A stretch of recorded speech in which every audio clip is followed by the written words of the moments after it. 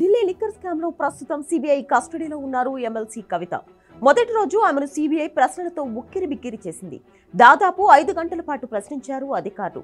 అప్రూవర్ల statements, కొన్ని ఎవిడెన్స్లను చూపించి enquiry చేశారు. ఢిల్లీ మద్యం కుంభకోణంలో కవిత కీలక సూత్రధారి అని భావిస్తోంది సిబిఐ. డీలర్షిప్ తీసుకున్న వారిని బెదిరించి డబ్బులు వసూలు చేయడం, ఆమ్ ఆద్మీ పార్టీకి 100 కోట్ల రూపాయలు అందించడం లాంటి అనేక అంశాలపై ఆమెను ప్రశ్నించారు అధికారులు. ఆప్కి అంత డబ్బులు ఇవ్వడానికి ఇతరుల నుంచి ఎలా వసూలు చేశారు, ఏమని బెదిరించారో క్లియర్ గా చెప్పాలని కోరారు అధికారులు. ఆప్కి ఆ 100 కోట్లు ఎలా పంపారని కవితను ప్రశ్నించినట్లు సమాచారం.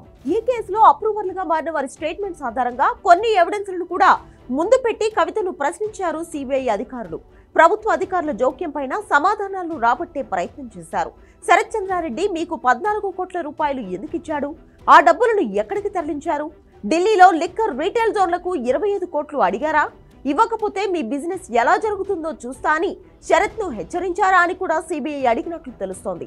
అలాగే సిఎస్ఆర్ కింద తెలంగాణ జాగృతి సంస్థకు 80 లక్షల రూపాయలను శరత్ చంద్రారెడ్డి నుంచి వసూలు చేయడం పైన ఎంక్వైరీ చేశారు. బినామీ అరుణ్ పిల్లై ద్వారా కవితకు ఇండో స్పిరిట్ లో వాటాలపైన సిబిఐ ప్రశ్నించింది. కవిత చాలా ప్రశ్నలకు జవాబులు ఇవ్వలేదని తెలుస్తోంది. కొన్నింటికి టూకీగా మాత్రమే సమాధానాలు చెప్పినట్లు సమాచారం. కవితను సిబిఐ ఎంక్వైరీ నుంచి తప్పించేందుకు కోర్టులో సవాల్ చేసిన ఆమె న్యాయవాదుల ప్రయత్నాలు విఫలమయ్యాయి. దాంతో నెక్స్ట్ ఎలాంటి స్టెప్ తీసుకోవాలన్న దానిపై కవిత భర్త అనిల్ లాయర్లతో చర్చించినట్లు తెలుస్తోంది.